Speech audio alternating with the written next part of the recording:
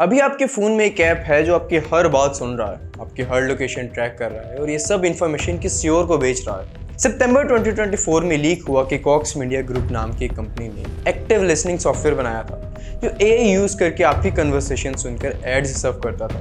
ये कंपनी ने Facebook, Google और अमेजोन को अपना क्लाइंट्स लिस्ट किया था। आज हम बात करेंगे उन ऐप्स की जो हमारे फ़ोन में बैठे हैं और क्वाइटली हमारी प्राइवेसी की धज्जियाँ उड़ा रहे हैं। और मैं सिर्फ थ्योरीज नहीं सुनाऊंगा, मैं आपको proper news reports, court cases और एक्चुअल डेटा लीक्स दिखाऊंगा। तो चलो शुरू करते हैं।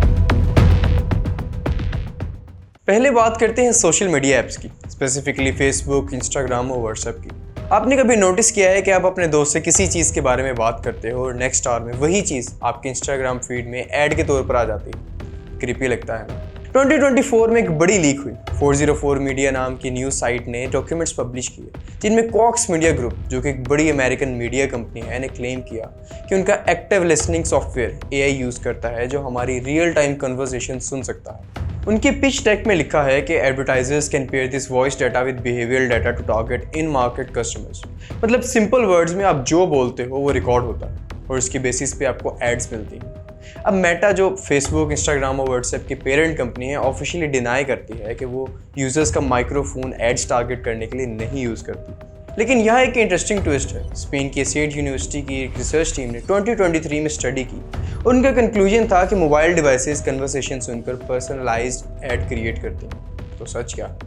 ऑनेस्टली डेफिनेटिव प्रूफ अभी तक नहीं मिला कि फेसबुक डायरेक्टली आपका माइक यूज़ करती है, लेकिन जो प्रूवन है वो ये है कि कंपनीज आपके बारे में इतना कुछ जानती हैं, आपकी browsing history, location, contacts, likes, searches, कि उन्हें माइक की ज़रूरत ही नहीं पड़ती। वो आपसे पहले ही प्रेडिक्ट कर सकती हैं कि आप क्या चाहते हो। अब बात करते हैं टिकटॉक की। टिकटॉक को लेकर दुनिया भर में कंट्रोवर्सी। यूएस में सेनेटर्स ने क्लासिफाइड ब्रीफिंग के बाद कहा कि टिकटॉक की स्पाइंग कैपेबिलिटीज शॉकिंग है। सेनेटर एरिक श्मिट ने कहा कि their ability to track, their ability to spy is shocking. लेकिन एक्चुअल एविडेंस क्या है? सिटीजन लैब, जो यूनिवर्सिटी ऑफ टोरंटो का रिसर्च ग्रुप है, उन्होंने टिकटॉक का कोड रिवर्स इंजीनियर करके एनालाइज किया। उनका कंक्लूजन था कि टिकटॉक में कोई ओवर्टली मैलिशियस बिहेवियर नहीं मिला, कोई भी ऐसी स्पाईवेयर जैसी चीज़। और उन्होंने ये भी कहा कि टिकटॉक जो डाटा कलेक्ट करती है वो नॉट एक्सेप्शनल है when compare to industry norms. मतलब टिकटॉक उतना ही डाटा कलेक्ट करती है जितना फेसबुक या इंस्टाग्राम। लेकिन प्रॉब्लम यह है कि टिकटॉक की पेरेंट कंपनी बाइटडांस चाइना में है और चाइनीज लॉ के अकॉर्डिंग गवर्नमेंट किसी भी प्राइवेट कंपनी से डाटा मांग सकती है। ये थ्योरेटिकल रिस्क है, कोई प्रूफ नहीं है कि चाइनीज़ गवर्नमेंट ने टिकटॉक से अमेरिकन या पाकिस्तानी यूजर्स का डाटा नहीं मांगा होगा, लेकिन पॉसिबिलिटी एग्जिस्ट ज़रूर करती है। इसीलिए अमेरिका में आए दिन टिकटॉक पे केसेस होते रहते हैं। 2022 में एक इंसिडेंट ज़रूर हुआ था जब टिकटॉक के कुछ एम्प्लॉयज़ ने जर्नलिस्ट का डाटा सीक्रेटली एक्सेस किया था और उनके आईपी एड्रेसेस और उनकी लोकेशंस ट्रैक की थी। बाइडेंस ने बाद में उन एम्प्लॉयज़ को फायर कर दिया। टिकटॉक के ऐप में एक और बहुत कंसर्निंग फीचर है, की logging. Private research Felix cross ने डिस्कवर किया था कि टिकटॉक का इन ऐप ब्राउज़र हर की स्ट्रोक रिकॉर्ड करता है। टिकटॉक का कहना है कि डिबगिंग और ट्रबल शूटिंग के लिए है, लेकिन थ्योरेटिकली ये पासवर्ड्स और क्रेडिट कार्ड इन्फॉर्मेशन भी कैप्चर कर सकता है। की लॉगिंग का मतलब है कि आप कीबोर्ड के ऊपर कहाँ टच कर रहे हो उसका रिकॉर्ड रखना। अब टिकटॉक कितने मुल्कों में चलता है, इमेजिन करो इन तमाम मुल्कों के सिटीजन्स की सारी बैंकिंग इन्फो टिकटॉक के पास हो और इन्फो चाइना के पास भी एक्सेसिबल है। मतलब थ्योरेटिकली चाइना जब चाहे सारी दुनिया का फाइनेंशियल निज़ाम कैप्चर कर सकता है। ये तो बात ही सोशल मीडिया ऐप्स की। अब एक कैटेगरी आती है जो शायद आपने एक्सपेक्ट भी नहीं की होगी, वेदर ऐप्स। वो सिंपल सा ऐप जो आपको बताता है कि आज बारिश होगी या धूप। 2017 में एक्यूवेदर, जो दुनिया की सबसे पॉपुलर वेदर ऐप्स में से एक है, पकड़ी गई यूजर्स का डाटा थर्ड पार्टीज को बेचते हुए कि यूजर्स की लोकेशन क्या है। इवन जब यूजर्स ने लोकेशन शेयरिंग ऑफ कर रखी थी तब भी। सिक्योरिटी रिसर्चर विल स्ट्रैफेक ने डिस्कवर किया कि एक्यूवेदर ऐप यूजर्स के वाईफाई राउटर्स के name, MAC addresses reveal mobile नाम की डाटा मोनेटाइजेशन कंपनी को भेज रही है और ये इन्फॉर्मेशन से आपकी एग्जैक्ट डाटा लोकेशन पकड़ी जा सकती थी। एक्यूवेदर ने बाद में कहा कि उन्हें पता नहीं था कि ऐप ये कर रहा है और उन्होंने वो एसडीके रिमूव कर दिया, लेकिन अब तक सारा डैमेज हो चुका था। न्यूयॉर्क टाइम्स ने 2021 में 20 पॉपुलर वेदर ऐप्स एनालाइज किए। 17 ऐप्स यूजर डाटा एडवर्टाइजिंग के लिए गैदर कर रही थी और 14 ऐप्स लोकेशन इन्फॉर्मेशन भी कलेक्ट कर रही थी। तो नेक्स्ट टाइम जब भी आप वेदर चेक करो तो याद रखना, शायद वो ऐप आपके बारे में ज़्यादा इंटरेस्टेड है कि आप कहाँ हो, ना कि वहाँ का मौसम कैसा है। अब आते हैं फ्री वीपीएन्स पे। हाँ, वही वीपीएन्स जो पाकिस्तान और इंडियंस खुल के यूज़ करते हैं।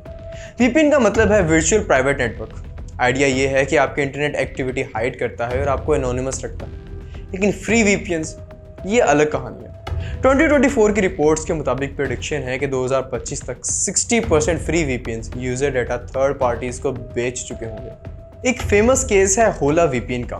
ये फ्री वीपीएन था जो पकड़ा गया था यूजर्स की बैंडविड्थ बॉटनेट्स को बेचते हुए। 2024 की एक स्टडी के मुताबिक 88% free Android VPN user data leak करते हैं, इंक्लूडिंग आईपी और डीएनएस लीक्स, और 20% फ्री वीपीएन में एंटीवायरस स्कैनर्स ने मालवेयर डिटेक्ट किया। तो समझ लो अगर आपका वीपीएन फ्री है तो आप खुद प्रोडक्ट हो, वो आपका डाटा बेचकर पैसा कमाते हैं। एग्जैक्टली ऑपोजिट जो वीपीएन का पर्पस होना चाहिए।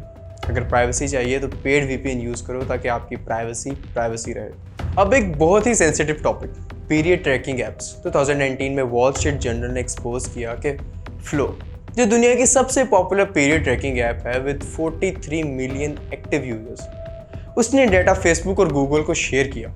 यूजर्स फ्लो को अपनी बहुत इंटीमेट डिटेल्स बता रहे थे, जैसे कि period dates, sexual activity, pregnancy attempts, mood swings, सोचते हुए कि ये सब प्राइवेट है, लेकिन ऐप ये सब एडवर्टाइजर्स को बेच रही थी।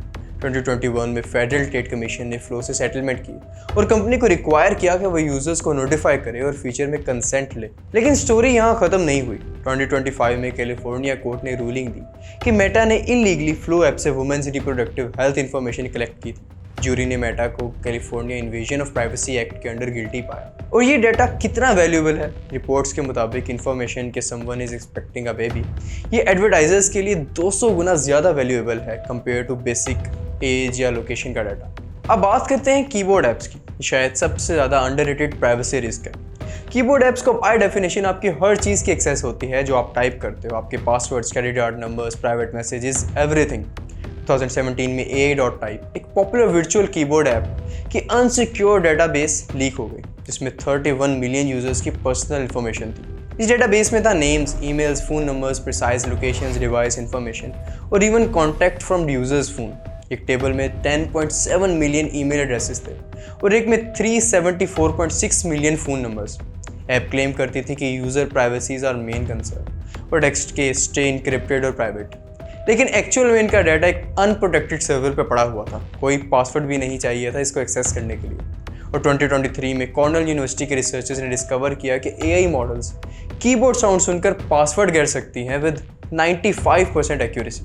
ये जूम कॉल्स पे 93% एक्यूरेट था और स्काइप पे 91.7%। थ्योरेटिकली कोई भी मालवेयर आपके फ़ोन पे इंस्टॉल करके आपके टाइपिंग साउंड सुनकर आपके पासवर्ड्स चुरा सकता है। तो जल्दी जाएं और अपने पासवर्ड्स चेंज करें। अब गूगल की बात करते हैं। गूगल टाइमलाइन जो आपकी लोकेशन हिस्ट्री ट्रैक करता है, इसके बारे में बड़ी कंट्रोवर्सी रही है। 2018 में एसोसिएटेड प्रेस ने एक्सपोज किया कि गूगल यूजर्स की लोकेशन ट्रैक कर रहा था इवन जबकि लोकेशन हिस्ट्री ऑफ थी। मतलब कि आप परमिशन दो या ना दो, गूगल आपको ट्रैक ज़रूर करेगा। ट्रिक ये थी कि लोकेशन हिस्ट्री अलग सेटिंग है और वेब एंड ऐप एक्टिविटी अलग। अगर आपने सिर्फ लोकेशन हिस्ट्री ऑफ की है तो वेब एंड ऐप एक्टिविटी के थ्रू गूगल अभी भी आपकी लोकेशन ट्रैक कर रहा है। इस प्रैक्टिस के लिए गूगल को यूएस में मल्टीपल स्टेट से सेटलमेंट करनी पड़ी। 2023 में $93 मिलियन और 2022 में $392 मिलियन पे किए। अप्रैल 2024 में उन्होंने $62 मिलियन नॉन प्रॉफिट्स को पे किए। दिसंबर 2024 से गूगल ने अनाउंस किया कि अब टाइमलाइन डाटा डिवाइस पर लोकली स्टोर होगा इंस्टेड ऑफ क्लाउड। ये पॉजिटिव स्टेप है, लेकिन एक्सपर्ट्स कहते हैं कि ये एड्स के लिए ट्रैकिंग को सिग्निफिकेंटली इफेक्ट नहीं करेगा। गूगल अभी भी एनोनिमाइज्ड लोकेशन कलेक्ट कर सकती है। अब प्रैक्टिकल बात करते हैं कि आप अपनी प्राइवेसी कैसे प्रोटेक्ट कर सकते हैं। पहला स्टेप, ऐप परमिशंस जाकर चेक करें। एंड्रॉइड सेटिंग्स में जाएं, then privacy, then permission manager. देखो कौन से ऐप्स आपका कैमरा, माइक्रोफोन, लोकेशन एक्सेस करता है। आईफोन सेटिंग्स में जाएं, देन प्राइवेसी एंड सिक्योरिटी। यहाँ आप ऐप प्राइवेसी रिपोर्ट भी इनेबल कर सकते हो जो ट्रैक करता है कि आपका कौन सा ऐप क्या डाटा एक्सेस कर रहा है। दूसरा स्टेप है अननेसेसरी परमिशंस रिवोक करना। अगर एक कैलकुलेटर ऐप लोकेशन मांग रहा है तो वो बहुत सस्पिशियस है। फ्लैशलाइट ऐप को कॉन्टेक्ट्स की क्या ज़रूरत है, ये सब रेड फ्लैग्स हैं। तीसरा स्टेप है रेगुलरली ऑडिट करना। महीने में एक बार अपने ऐप रिव्यूज़ करो, जो यूज़ नहीं करते उन्हें डिलीट कर दो। कम ऐप्स मतलब कम अटैक सर्विस। सुनने में इतना थ्रेट नहीं लगता, मगर इस AI के दौर में जितना कम डेटा लीक हो उतना ज़्यादा अच्छा है। और लास्ट में ये याद रखना, ये सब लीगल है। जब भी आप उन लॉन्ग टर्म्स एंड कंडीशंस को बिना पढ़े आई एग्री प्रेस करते हैं तो आप टेक्निकली परमिशन दे रहे हो। कंपनीज टेक्निकली कुछ गलत नहीं कर रही हैं और आप लोगों ने उस सब पे एग्री किया, लेकिन एथिकली और लीगल में फ़र्क होता है। इन कंपनीज के पास बिलियंस ऑफ डॉलर्स हैं और बेस्ट लॉयर्स हैं। उनके terms and conditions deliberately confusing होते हैं। एवरेज यूजर्स के लिए इम्पॉसिबल है ये सब कुछ समझना। तो अवेयरनेस बहुत इंपॉर्टेंट है। अपनी प्राइवेसी के बारे में कॉन्शियस रहें, हर ऐप को ब्लाइंडली ट्रस्ट ना करें और रेगुलरली चेक करते रहें कि कौन सी ऐप क्या एक्सेस करती है। मिलते हैं अगली वीडियो में एक नई कहानी के साथ, तब तक के लिए अल्लाह हाफिज़।